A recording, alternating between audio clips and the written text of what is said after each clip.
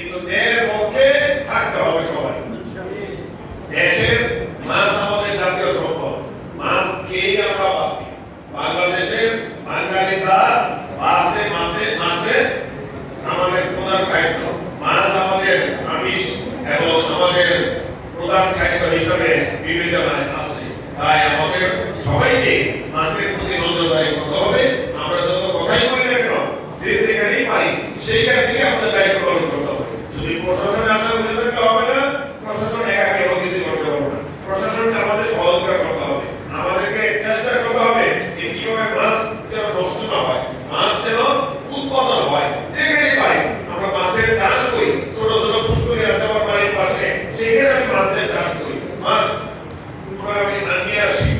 সরকার আমাদের খুবই এটার জন্য তাকিদ দিচ্ছেন, অনুভব করতেছেন যে বাংলাদেশের মাছের চাষ অবশ্যই বাড়ানো দরকার। আমাদের মাননীয় প্রধানমন্ত্রী আপনারা জানেন বৃক্ষরোপণ, মাছ অবমুক্তি, এইসব সামাজিক যে কাজগুলো সেগুলির জন্য কিন্তু গুরুত্ব দিচ্ছেন।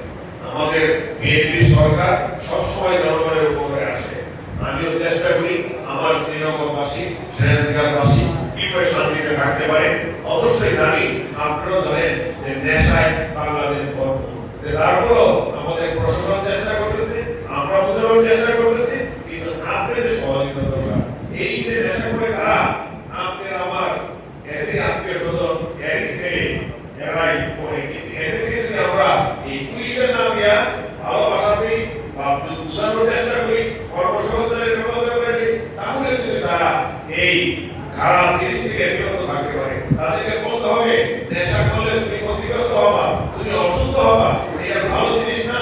তাদেরকে বিভিন্ন ধর্মান্তরিত করেন, কাছে তাদেরকে ভালোবাসা দেন, তাহলে যদি সামাজিকভাবে তারা পরিবর্তন হয়। বিভিন্ন মসজিদে আমাদের আগে আলোচনা করতে হবে, মসজিদে কমিটি আছে, কমিটির ভিত্তিতে তাদেরকে চিহ্নিত করতে হবে। একটা এলাকায় একটা মসজিদ থাকলে একটা কমিটি হয়, ওই কমিটির মাধ্যমে ওই এলাকায় জানতে পারে যে কারা নেশা করে, কারা নেশা বিক্রি করে। সংখ্যা কত হবে? 5%, 10% এর বেশি না। সেই 10% লোকরে আপনার আমার সবার দায়িত্ব ডেকে এনে তাদেরকে বুঝানোর, ভালোবাসা দেওয়ার জন্য। অবশ্যই আমি বিশ্বাস করি সামাজিকভাবে তাদের উপরে প্রেশার রাখলে ইনশাআল্লাহ পরিবর্তন হবে। আপনার পিছনে আপনার সহযোগিতা